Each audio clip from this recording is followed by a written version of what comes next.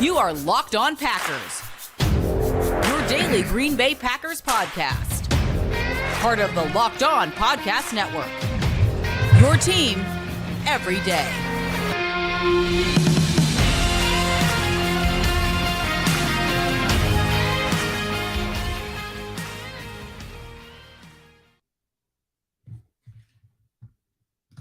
You are Locked On Packers, part of the Locked On Podcast Network, your team every day. I'm Peter Bukowski, and I cover the Packers for The Leap, a newsletter I would love for you to subscribe to. Follow me on Twitter, Peter_Bukowski. Follow the podcast on Twitter at Locked On Packers. Like us on Facebook. Subscribe to the podcast, iTunes, Spotify, Google Podcasts, wherever you find podcasts. You will find Locked On Packers, the number one Packers podcast on the internet, and the show for fans who know what happened. They want to know why and how. Today's episode brought to you by our friends at PrizePicks.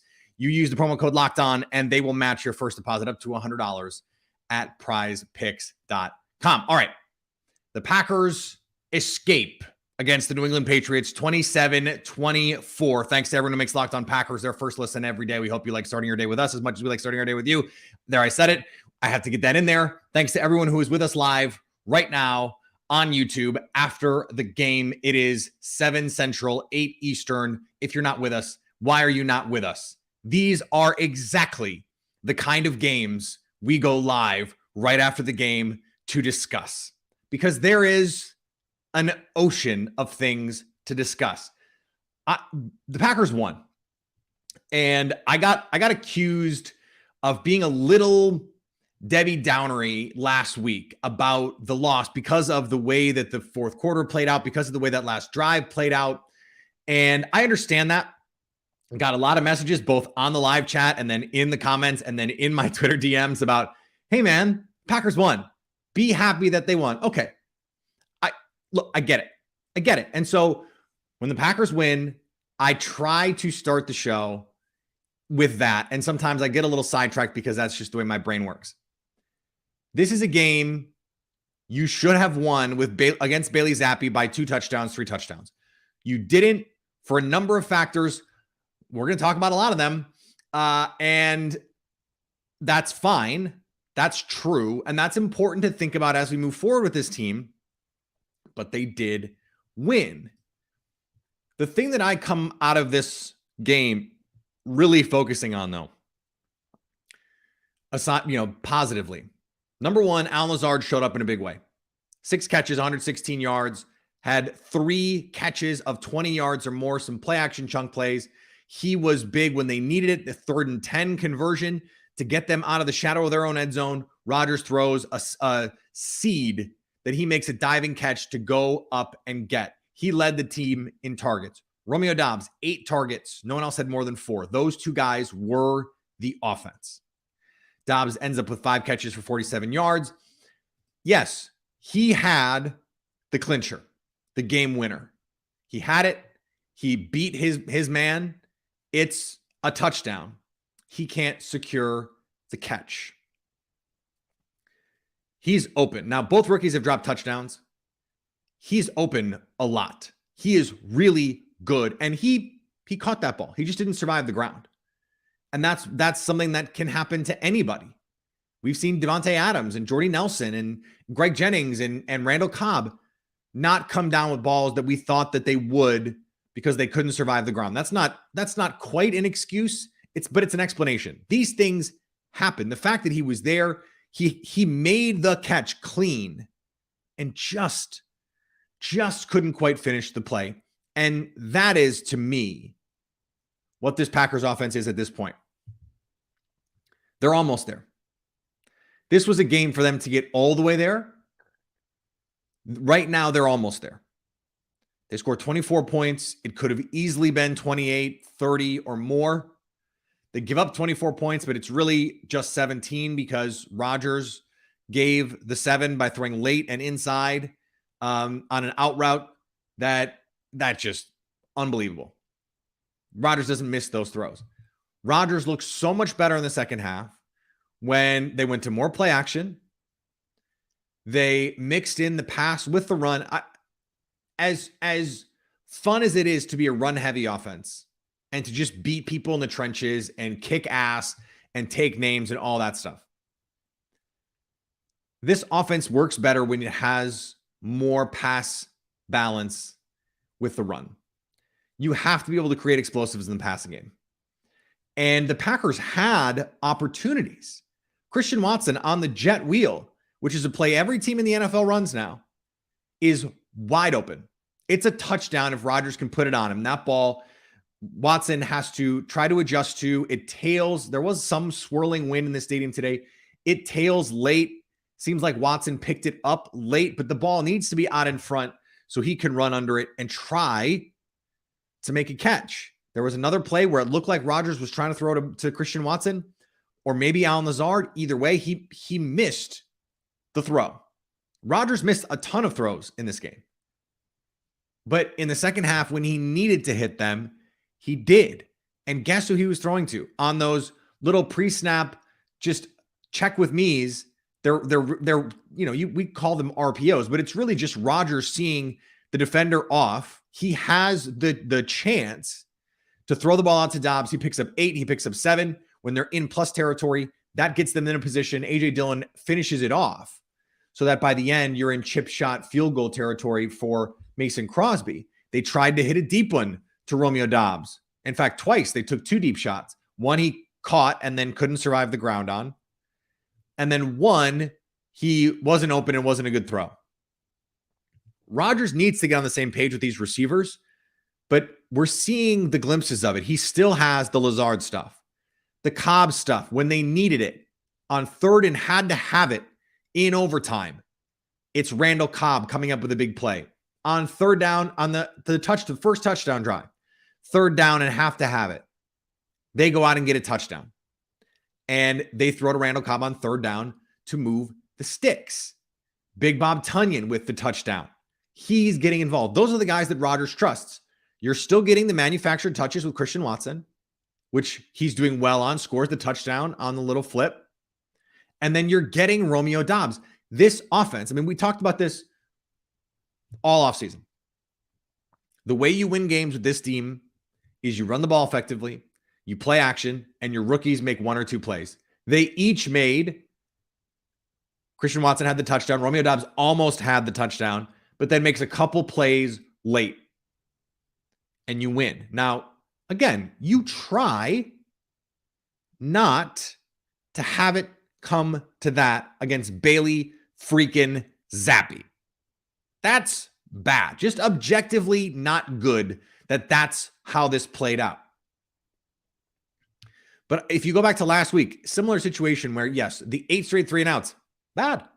Pretty bad. Not great, Bob. But in the first half, when you're rolling and then you fumble it at the goal line, that's a little bit fluky. The Packers fumbled again. Romeo Doubs fumbled in this game. Aaron Rodgers throws a pick 6 in this game. Like, stuff is happening to Green Bay that they don't do. Now, Romeo Doubs put the ball on the ground twice, and actually, low-key 3 times. He did it against Minnesota in week 1, and no one really noticed because the play was kind of over, and he just sort of like reached back and got it. But you got to survive the ground better than this. He's got to find ways. You got to rep it, whatever has to do. But that stuff's got to get better. This team is trying to figure it out. In the second half, they did. Are there things defensively that need to be fixed? Oh, yeah. But Darnell Savage flying around and making plays. Rashawn Gary was an absolute monster in this game. Had 2.5 sacks, a forced fumble. He was a force in the run game. Every time he makes a tackle, you are feeling him. I still think their corners on the outside are really good, although they got beat on some play action stuff where it's just sort of like, you shouldn't be losing a one-on-one man coverage rep to this guy. So not quite like Jair Alexander does not explain that. Adrian Amos doesn't explain that. We're going to talk about the defense in a second. But you're still getting, like, this is the evolution of Rashawn Gary we were hoping for. And you still are getting, like, Eric Stokes is still flying downfield and tackling. They're still not giving up the big plays by and large over the top, which is what this defense wants to be.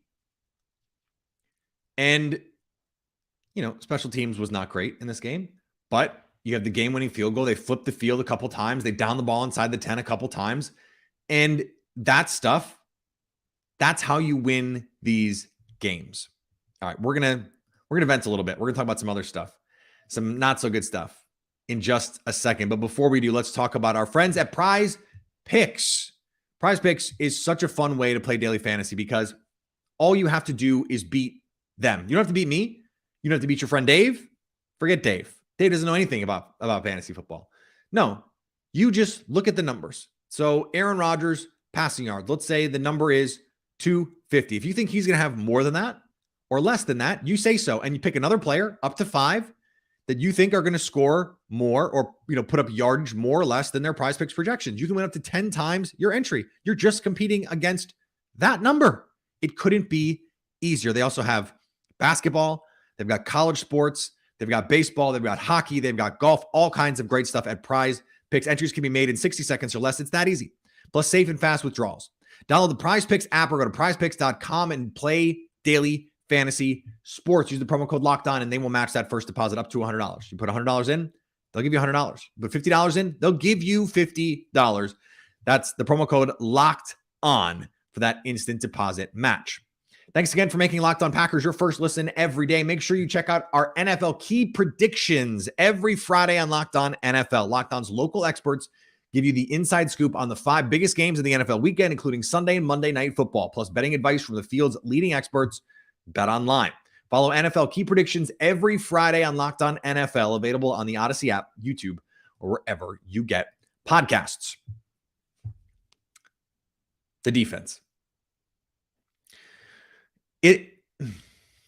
It's a lot like week 1, where you look at the final score, you say they gave up 17 points, and you look at the final numbers, and New England had 271 total yards on 58 plays. They're 3 of 11 on third down. You get 4 sacks. They had, 104 net passing yards. And you just kind of go, if that's all the information I gave you, you'd say defense played pretty well. They probably gave up 10 points, 13 points maybe, which is what I thought would happen. But no, they gave up 24 points. Now, they really only gave up 17, as people were quick to point out on Twitter. But here's the problem. They gave up 167 yards on the ground, 5.1 yards per rush. When the only thing this team can do is run the football. Why, in the second half, are they sitting in these 2 shell looks, these 2 high safeties, when Bailey Zappi is physically incapable of throwing the ball more than 30 yards down the field? Why are you sitting in these 2 high looks? What are you doing, Joe Barry? I think some of the criticisms of Joe Barry, like on that first drive, he wasn't just sitting in 2 high. Guys were just getting blown off the line of scrimmage, missing tackles, just getting beat at the point of attack. And you're complaining about Joe Barry, and it's just sort of like, well, what do you want him to do? He can't actually get off blocks and make tackles. He can't actually read and react. This is one of the things that actually with Quay Walker is something that teams are going to do, because he, as a downhill runner, that's not his strength. As in a phone booth decision maker and run fits, he's not reading and reacting quickly. Now, he's a run and chase linebacker. To the sidelines, great. In coverage, great. Downhill fitting the run, not great. And so, yeah, they made a lot of tackles after 4 yards, 5 yards. The Patriots weren't ripping off chunk runs play after play, but it was 4, 5, 6 yards every play. And part of that is because you're sitting in these 2 high safety looks. Now, another part of that is they lost Adrian Amos on, in the first quarter to a concussion. You hope he can play, and you hope he's ready to make the trip. If you can't make the trip by Thursday, you can't go, because they got to leave Thursday for London. So is the task against Danny Dimes and the New York Giants a daunting one? No. But this wasn't supposed to be daunting either. Now, Bill Belichick, Brian Daboll, we don't think Daboll is on that level. Still, Saquon Barkley, he's really good. I don't know if you know this. They have no one to throw the ball to. Is this going to be the plan again? Is this how this is going to go again? I thought we were past this. Because against the Bears, the criticisms all week about the too high looks and the banal defense, they come out and they show some stuff. In the third quarter, the Packers come out against Bailey Zappi, single high. Here's safety pressure. Here's linebacker pressures. Here's 6 and 7 man pressures. And it works for a drive. And then they go back to the two shell stuff. Now, I don't think we can underplay the loss of someone like Adrian Amos. Rudy Ford was not brought to this team to play safety. Someone explained to me why they don't have an NFL caliber safety on this team after the first two guys. Because right now, based on the evidence we have, they don't. All offseason, I was yelling about this. All offseason, I was getting worked up that they don't have another safety that you feel comfortable coming in and playing like replacement level defense. The touchdown is because you have miscommunication between Keyshawn Nixon, who is not a regular player, Devondre Campbell, who is a regular player, and Rudy Ford, who is not a regular player. Now, busted coverages are the hardest to diagnose. I have no idea who's wrong and who's right in that case, but I do know that someone should have been in that area, should have been aware that there was a receiver in their area, and that he should not be running free. The fact that the Packers did not have a credible third safety, not even fourth safety. Third safety is a management problem. It's a Brian Gutekunst problem. It's a Russ Ball problem. And in a way, it's a Matt LaFleur problem because Matt LaFleur has to go to Brian Gutekunst and go, we need a guy. Now, as has been pointed out in the comments, that touchdown should not have counted. But who cares? Once the ball is snapped, it's between the lines. You got to go play. You have to go play. And they didn't. And I made the joke on Twitter, they looked like a team that had just gotten off the plane from London. Not sharp. Playing with, other than Aaron Jones and Rashawn Gary, no one played with a lot of juice and a lot of intensity. Rodgers is missing throws. Guys are blowing assignments. Elton Jenkins, he might just be a guard. I mean, I want to give him the benefit of the doubt. It's only been a couple weeks. But through 3 weeks, not a good right tackle pass protector. Now he was a good left tackle pass protector last year in 8 games and was good in his one-shot playing tackle in 2020. Good. I'm trying to chalk this up to rust. He doesn't look as explosive coming out of his stance. The kick slide doesn't look as good. I don't know what to think there. Maybe he's just a guard and you play Yosh Nijman at right tackle. Maybe you play Zach Tom at right tackle. They got to figure that part of it out.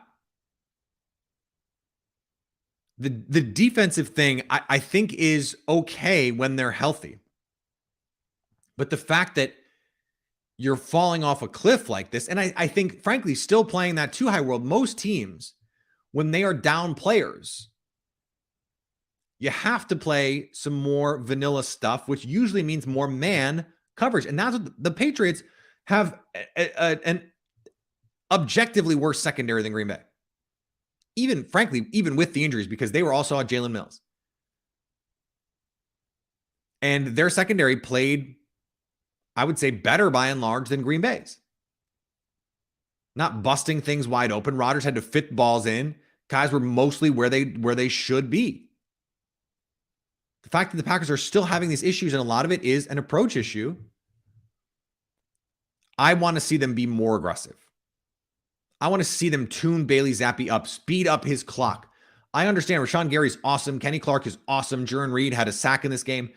But you have to be able to play aggressively against someone like Bailey Zappi. If not him, then who?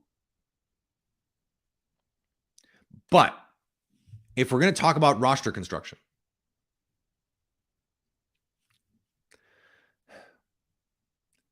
I got a lot of heat.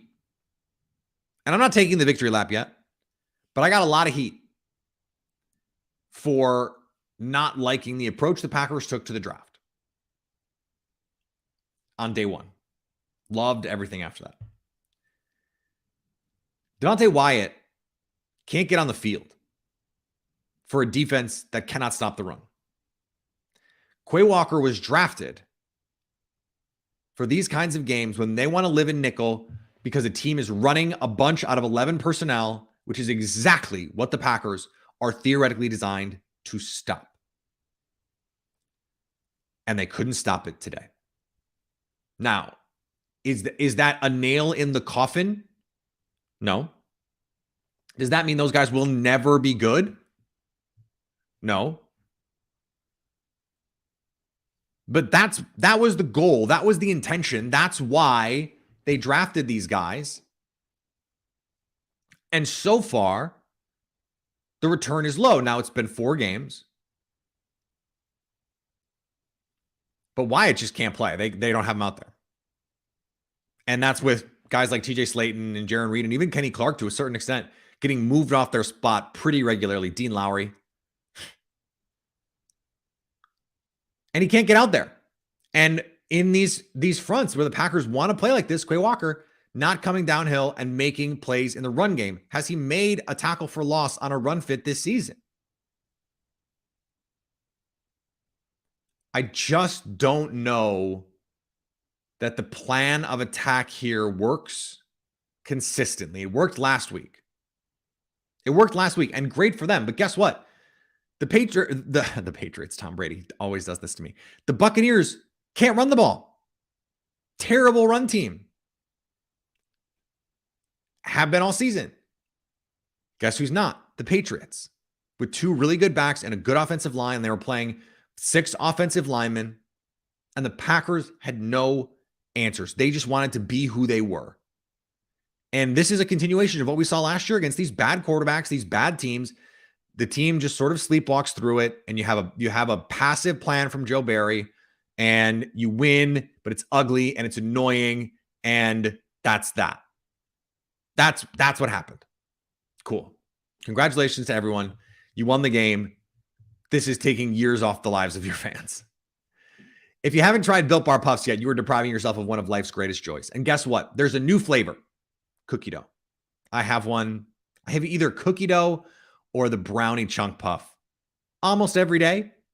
They taste unbelievable, covered in 100% real chocolate, but they're only 160 calories and they've got 15 grams of protein. Go to built.com to snag a box for you and your family.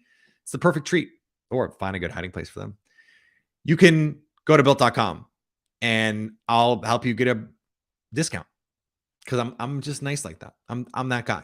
Go to built.com and use the promo code LOCKEDON15 to get 15% off your order. That's promo code LOCKEDON15. I have them in my pantry right now. I had one today during the game, and I highly recommend you try them for yourself. Built.com with the promo code LOCKEDON15 to get 15% off. And thanks for making Locked On Packers your first listen every day. Now go make your second listen. Peacock and Williamson. Brian Peacock and former NFL scout Matt Williamson give you the expert NFL analysis in less than 30 minutes, free and available wherever you get podcasts. Last thing I want to hit on. The Packers pushed the ball down the field. Did it work? No. By and large. But they did it. Rodgers took those opportunities. And by and large, guys were open. Christian Watson on the jet wheel, open. Even though there was miscommunication on whatever it was, Rodgers was trying to throw to someone. He either way overthrew Allen Lazard or Christian Watson ran a route that what Rodgers did not think he was going to run. Allen Lazard was open. He had Randall Cobb down the rail. Missed him. Rodgers missed a lot of throws in this game in ways that we're not used to seeing him miss. The first Doubs fumble, yes, Doubs should have had it, should have secured it, and should have gone to the ground successfully. A bad throw. Just let him have it right in his pocket and go. Those little screens have been an adventure this year. And look, I saved this for last because I know people are going to get annoyed about it. But last year and in years past, Rodgers has not done a lot of rehearsing. Not a lot of spring, not a lot of summer, no preseason. But you had Devontae Adams. And you had Elton Jenkins to start the season. You think you're getting David Bakhtiari back last year. And by the way, the Packers got off to kind of a slow start last year. The offense was disjointed. They just couldn't run the ball. It was a little bit of a mess until after they got healthy. And it was really about the last 8 games of the year where the offense really started to move. It is hard for me to watch this team play offense and not think that there is a connection to the quarterback's attitude and how this season has started. Would the timing be better if he had more live game reps with Romeo Doubs? If he had spent all of May and into June with Doubs, Watson, Lazard, Cobb in what are going to be different situations. If he had spent some live game reps on the field in preseason working on timing, would this have been different? I'm not even ready to go to the point of I think this. I'm doing the really cowardly analyst thing and saying, should we be asking this question? I'm not even actually asking it. I'm just saying it's hard for me to see this and not think they're connected, which I guess is a way of saying I think they're connected. Now, how much could you have fixed it? I don't know. But especially when a lot of this is miscommunication and timing and guys are not being on the same page. And Rodgers always says, I'm a reps guy. We got to rep it out. Well, then you have to rep it out. You have to be there to rep it. Just because you don't need the reps doesn't mean they don't need the reps. And just because you don't need the reps doesn't mean you together don't need the reps. Okay. Rant over. I needed to get that off my chest. The Packers have a slew of really winnable games here coming up. And they have a chance to get right on the schedule. They've got the Giants in London this week. They've got home for the Jets the following week. Then they go to the Commanders. You know, they should be, what is that, 6-1 heading to Buffalo. And then the schedule starts to get tough. Buffalo, you got at Detroit, home for Dallas, home for the Titans, at Philly. Then you go to Chicago. Justin Fields ain't it. Home for LA, to Miami, home for Minnesota, home for Detroit. That's a tough stretch to close. They need to bank these wins now. That's why this is an important win. That's why this was an important, ugly, terrible win.